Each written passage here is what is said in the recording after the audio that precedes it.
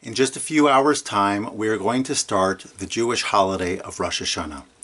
And we know that one of the central elements of Rosh Hashana, in fact, the only biblical commandment, the only mitzvah that we have on the entire day, is the sounding of the shofar.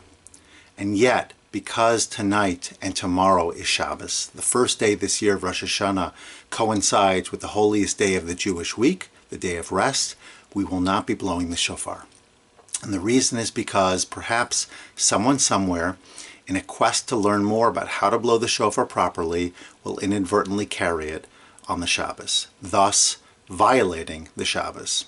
And it teaches us, this lesson is very powerful. It teaches us about the need to preserve the sanctity of Shabbos for sure. But it also teaches us, I think, a different lesson.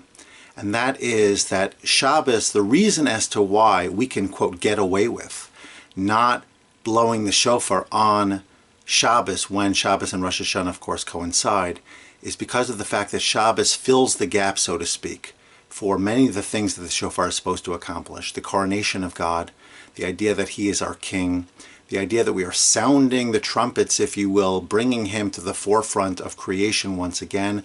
Ultimately, that's what Shabbos is all about.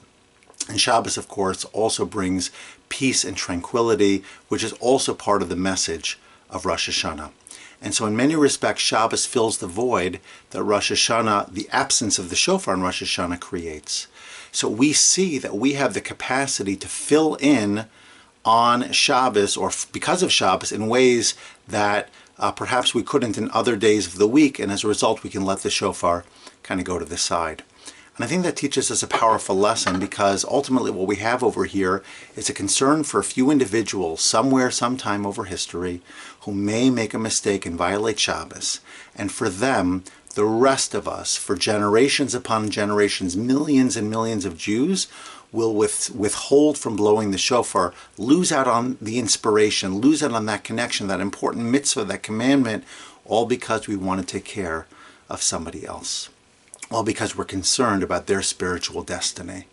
And that, I think, is a powerful message anytime, but particularly now, as we have to think both individually and, of course, collectively, more so than ever, taking care of other people, thinking about their needs during a pandemic, during times of difficulty. Yes, it could be inconvenient, and I speak to that more than anyone else perhaps. I find difficulty as well, sometimes adhering to everything, because it's difficult to walk around with all that preservation and gear and things of the sort.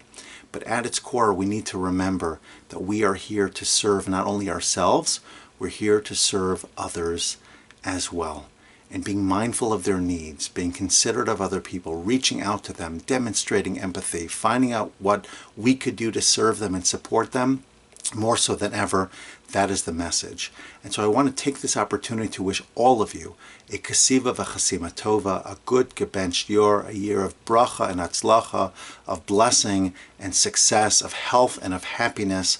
We should all be there for one another. We should continue to support each other, and we should be zocha to an end of this very difficult and confusing time, and hopefully usher in the Messianic age, usher in all of the goodness that's been promised to us, because we have stayed tried and true, we've been resolute, and we've been there for each other.